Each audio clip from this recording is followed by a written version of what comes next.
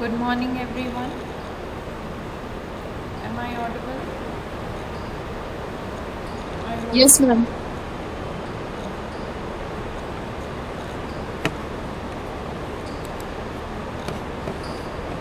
Alright, so today we'll start with business planning. Okay. Did you all go through the document that I had linked for yesterday's class? Yesterday I uploaded or linked the documents or notes for business planning on Moodle. Okay, every day, whenever we have a class, a scheduled class, and if I'm not able to take the class, yesterday I was on leave due to some emergency at home.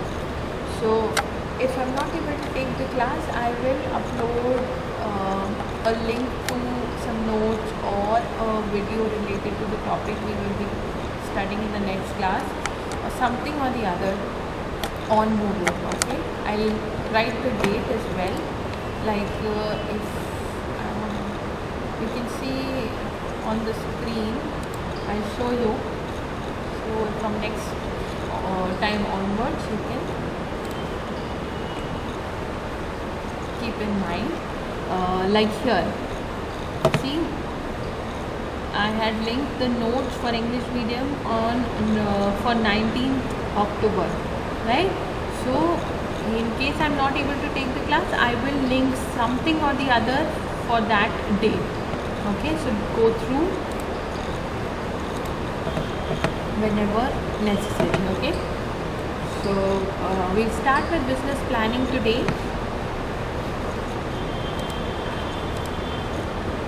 So, business planning. What is business planning? Planning is primarily an action by which those tasks are determined, by the execution of which the objectives of the venture are achieved. Okay, so planning is basically deciding or setting up in advance the course of action, what is to be done in the future. Okay, planning is completely different. Sorry. Consider this. Planning is the action by which the outline of future tasks determines the time period of execution. While planning is defined as the outcome of the planning process, planning determines the future task by which it is decided what is the need of the work, what tasks are to be done, how to do the work, and in which time period these tasks should be completed. Okay, so planning is the end result. The plan that we create is the end result of the process which is known as planning. And under planning, we have to decide all these things like what is the work needed for, why do we need to do it, then what all things are needed to be done, how to do them, and in what time. Okay, answering all these questions is included in the planning process. According to the famous manager George Terry, planning is the selection and connection of facts and the making and use of assumptions in the approach and construction of proposed actions in relation to the future, which are considered necessary for the achievement of the set goals. Okay, so there's not much to explain in this. Planning is the decision to choose the best alternative action for future activities to achieve the set goals. Okay, planning is the setting of time, procedures, and methods of execution for achieving the goals. So basically, here we set course for the future in order to reach the goals. That's the gist of it. Next, moving to the nature and characteristics of planning. planning is a process which we will study in the later slides. It is a process because it involves various steps. Okay, that's why we are calling it a process. Planning is concerned with the future. We always plan for the future. We do not plan for the past or present. Okay. Presently, if we try to plan, we are actually doing it. Okay, or maybe planning for the near future. All right. Then planning is a continuous process, so it goes on continuing. For example, if I'm planning for a, let's say, for going to a picnic, so I start planning from the moment I decide to go for a picnic. Okay, and we keep on planning things even after the picnic is over. We may continue to plan the next trip, okay, and what things we'll do differently. All right, so it's a continuous process. It doesn't stop anywhere. In case of business also, there are activities on a daily basis that needs to be planned. Planning is a flexible process. So flexible means it keeps on changing according to the changing scenarios or circumstances. Intellectual and mental process. Intellectual and mental process means we have to involve or analyze mentally the things that we should be doing and the things that have to be done under the planning process. Okay, we do not there's much of mental work involved in planning and less of physical work. It is related to removing uncertainties. Now, what does uncertainty mean? We discussed this word when we were talking about risk, right? Risk taking leads to uncertainty. Now, risk is a situation which is uncertain, whose result is unknown. Okay, so uncertainties are removed if we plan in advance. For example, if I'm going for the picnic and I take an umbrella with me, so I'm planning in advance so that there is no uncertainty that if it may rain, I will not get wet. Okay, so I removed that uncertainty by planning in advance. Okay, then planning is the first and most important function of management. So this you may have already studied the functions of management, and the first function is planning. So it is very important. Even before the business is started. You cannot hear me. Actually, there's some problem with the internet connection. You can see the signal is very low. We'll try connecting the LAN.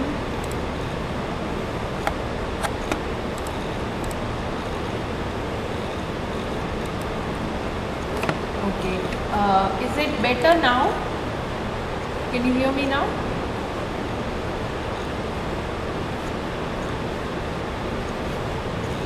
Alright, so next is planning is done to achieve certain objectives. So when we plan, we obviously have an objective, a goal in mind towards which we are planning. For example, like the example that we have been taking from the beginning related to planning for the picnic.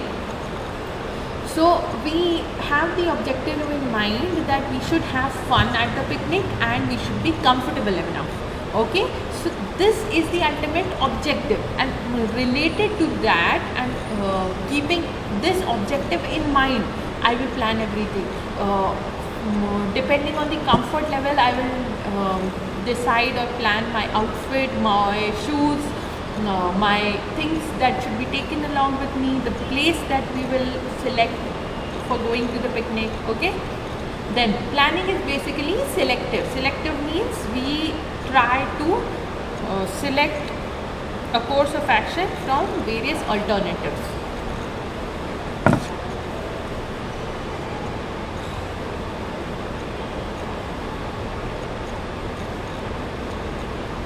Alright, so planning is ubiquitous. Ubiquitous means very common or seems to be everywhere or in several places at the same time. Alright, so we cannot segregate that yes, I will plan for this department only or I will plan for this objective only. Okay, it is in general used by everyone, even knowingly or unknowingly. We are planning for something or the other. Okay, you might be planning for attending the next class, you might be planning for having a bath, you might be planning for going out to a movie now that movie theaters are going to open. Okay, so planning is ubiquitous. Then based on forecasting. Now forecasting is an activity where we try to judge what may happen in the future. Okay, we try to judge in advance or try to guess in advance what may happen in the future. But forecasting is based on past experiences or some analysis of the past events. Okay, so planning also is related or based on forecasting. We try to judge what may happen. For example, if I decide to take an umbrella while going to the picnic, it is because there has been events where suddenly it has started raining in this season, right? So I based my planning on forecasting. Is that clear? Whatever point you are not able to understand, just tell me in the chat so that I can explain again. Okay, then, and these points are very simple, so I'm not explaining too much. Alright, then emphasis on unity of plans. Now unity of plans means that the plans that we create should all ultimately combine to the one main objective of the organization. Okay, there should not be separate plans for separate things which do not coincide with each other. For example, my family decides to go for a picnic and I create a plan also to let's say go buy some groceries, okay, on the way. So that may not coincide with the plan of going to the picnic because some of my family members may not be comfortable with it. Some may think that it's a waste of time, and they do not need to be involved in that in buying in my grocery shopping. Okay, so there should be a unity of plan. All the plans should be related and in coordination with each other. Next, selection of the best among different alternatives. So we decide or we plan separately for different things, and so selection of best alternatives we have already discussed. Planning at all levels of management. So planning is not only related to the top level, not only related to the middle level, it is related to the entire organization. The entire organization plans, even every single employee plans his or her job or her task for the upcoming day or upcoming hour or upcoming month, you know. So it is required at all levels of management. Then basis of managerial efficiency. If planning is right, if we plan for the future ahead of time, we will be better at whatever we do. Like if I am planning to go to college tomorrow, it will be better for me to arrange or plan or set up everything today as well. Okay, or today itself. If I get everything ready right from my dress, from shoes, the safety care that I need to take, like mask, sanitizer, gloves, etc. All these things, if I plan and set up in advance, I will obviously reach my college better in time and well dressed and with everything that I need. Okay, so basically these are the characteristics. Then moving on to principles of planning. So principles of planning include all these principles. We'll discuss each and every principle in just briefly. Okay, I'll explain each. So first we come to principle of contribution of objectives.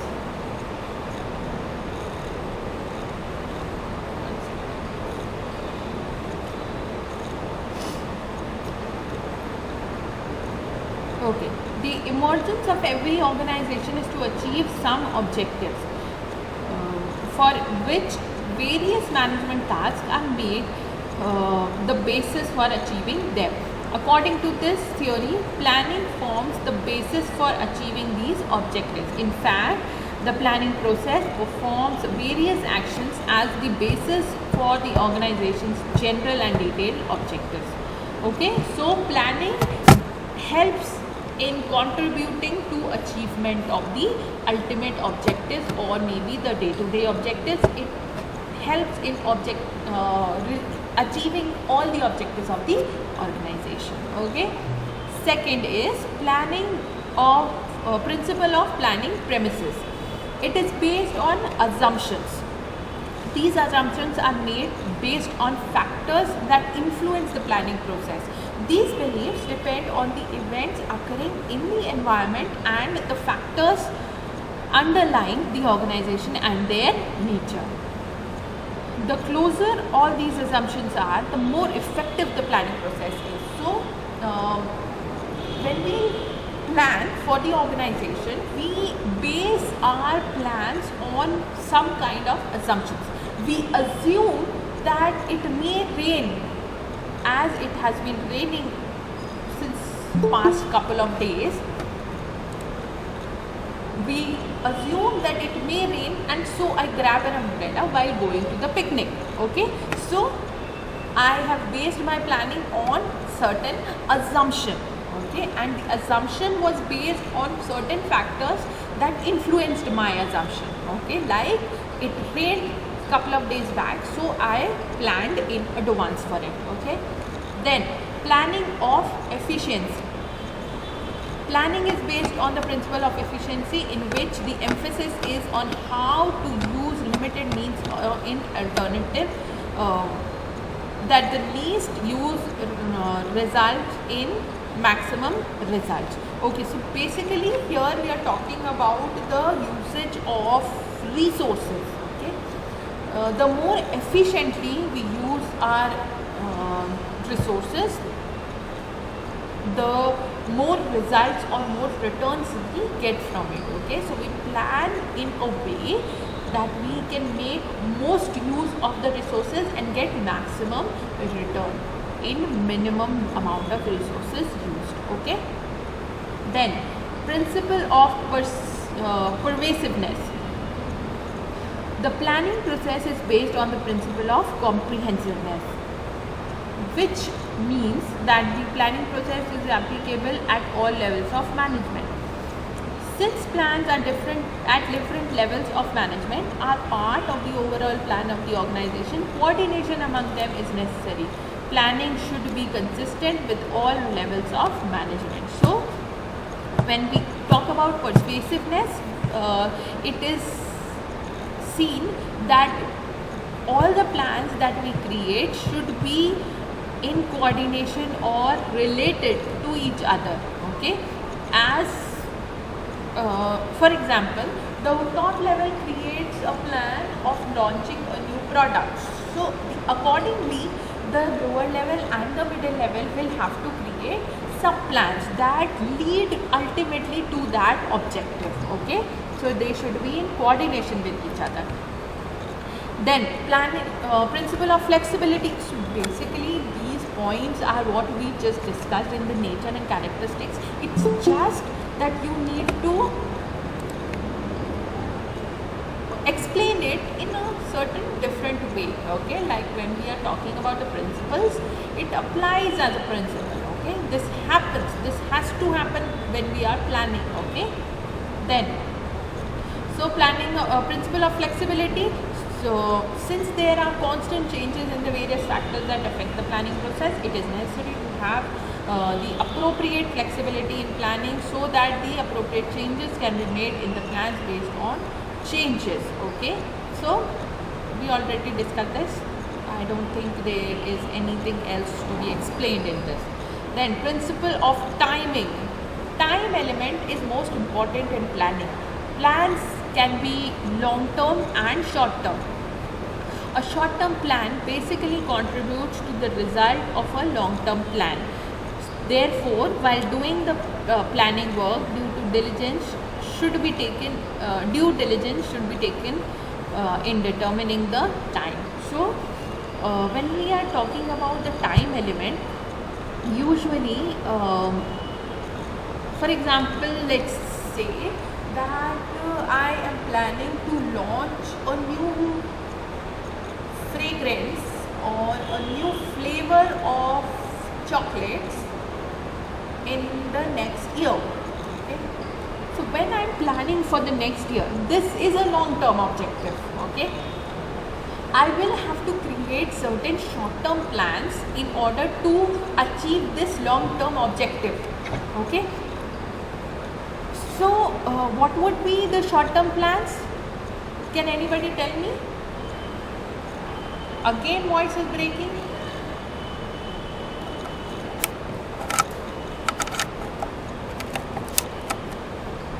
Okay, I have reconnected the audio.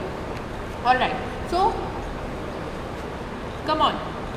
Who can give me example of short-term plans that lead to launching of a new flavor of, what did I say? I forgot. Launching a new flavor of, what will be launching? Okay, ice cream. Okay. Alright. So, availability of raw material. Alright. So, I'll have to plan that sufficient amount of raw material is available. So, okay, Dinky. Then, Nancy says less than 1 year. Yes, I agree that short-term plans are for less than 1 year. But we are discussing what will be my short-term plans, which will lead up to my launch of my new product. Quality would come a lot later, because once I start the production, then I can make sure what the quality is. Okay, market demand. Yes, Pallavi. Market demand has to be kept in mind. I have to plan and see what is being demanded in the market. Okay, very good. Next, what else? Think of it as you will have to launch a product next year. What all will you do? Okay, advertising. You plan for advertising. Very good. Nobody else?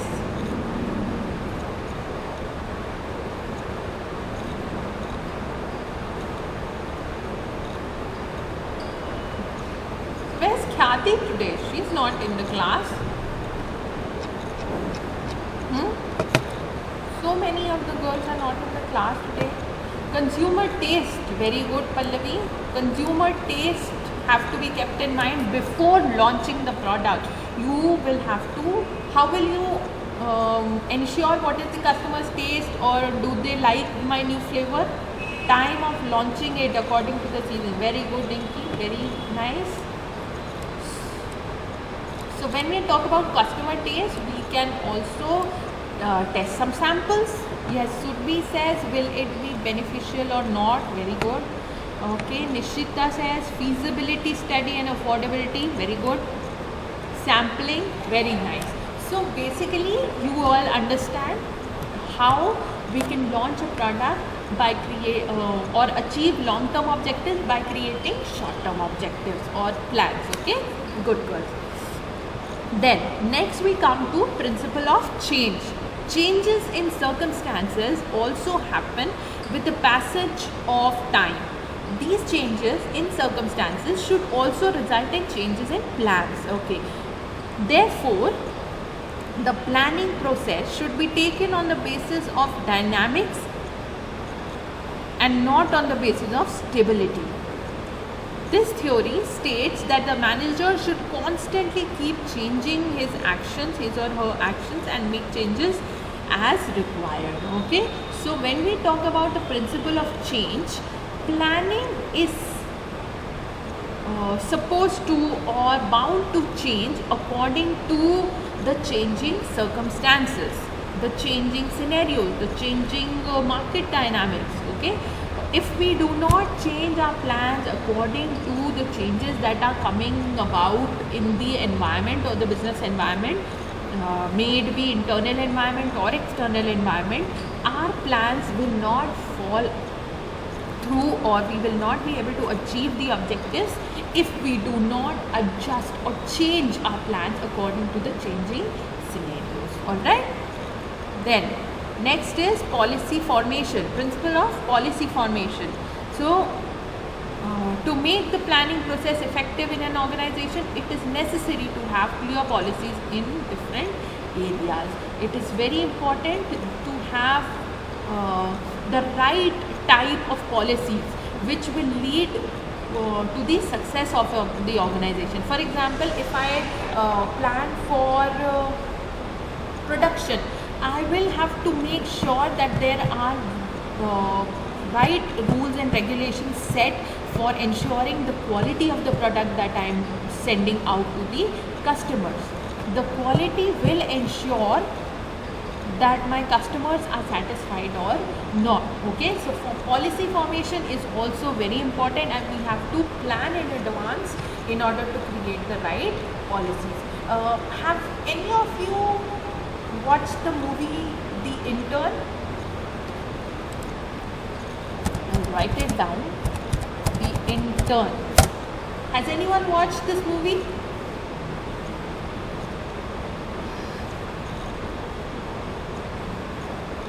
Okay, you should watch it. Okay, it's a very good movie related to business. It's about a woman who starts her own online store, just like Myntra. She starts selling apparels, and how she deals with the various problems that come in her way. And it's a very fun movie. Okay, so she gets an assistant who is younger in age, but she plans according to what he suggests, and learning from his experiences, she plans the business. Okay, so you should watch that movie. It's a very good movie. And for students like you, especially for upcoming entrepreneurs like you all, I hope so. It will be very good. Alright. Then next we come to principle of alternatives. Planning and decisions related to it are based on the belief that an objective can be achieved by different options, but not every option is equally profitable. Therefore, in the planning process, choices should be made that maximize the objectives. Okay, so alternatives should be selected based on what would be the result of choosing that alternative. Okay, so we need to plan in advance before deciding what is the ultimate alternative that should be chosen. Then next is principle of competitive strategies. Every business organization has to face competition in the market to be successful. In this, it is necessary that organizations develop appropriate competitive framework so that the results are better than the competitors. By doing this, the business succeeds in competition. So designing the competitive strategies also relate to, or also need planning. We need to plan the setting up of what strategy we should follow, what will lead us to having a bigger market share than our competitors. That is also that will also need planning. Then principle of commitment. Once we, as we have already discussed, that commitment means once we have planned, once we have selected a certain option or alternative, we have to stick to it, we have to work upon it. Okay, so if the project is completed properly and is working properly, then the resources will be used appropriately and the objective should be used in the appropriate options. Okay, then next is reasonableness, principle of reasonableness. Whatever plans are made are justified so that they can be implemented effectively. The projects are very good but the plans are not justified. Such plans have no meaning beyond the strength of the organization, because from the organization point of view they are useless or they may not lead to the ultimate objectives. Okay, so when we talk about reasonableness, when we have been talking about selecting of the best alternatives since a very long time when we are studying planning. But why we select a certain alternative, there has to be a justifiable reason for it. Okay, we cannot randomly close our eyes and select a strategy or select a future course of action or select a new product to launch just blindly, okay, without having any sort of justification or reason behind it. Okay, it does not work out that way when we are in a business. Okay, it may work out sometimes when you are planning for small things like in life, you're choosing something. Okay, for example, shopping or selecting a dress. There it may work out. Okay, it's not sure that it will, but it may work out. But for bigger decisions or bigger plans, there has to be a reason for selecting certain alternatives. Okay, then next point is limiting factor. Identify all those components in advance under the planning process which should be known, which can hamper the implementation of a plan. Okay, so any factors that may stop the plan from going through or stop the plan from succeeding should be dealt with in advance. If there are such things that may cause a problem, for example, we want to go to the picnic and enjoy and be comfortable, but there may be rain, so we plan in advance for the limiting factor. We took the umbrella for it. Alright. Then last point is principle of cooperation. This principle indicates that cooperation of all persons is necessary in the planning process. Cooperation of all individuals in planning can be achieved only when they have the necessary deliberations, necessary participation in the decisions, and they are given due importance in the organization. Okay, so cooperation is a very important principle that should be followed when we are planning for the organization. For example, we were talking about planning to go for a picnic. The people who are involved in going to the picnic will obviously want to get involved in the planning process. For example, I plan a picnic and I decide to take you all with me.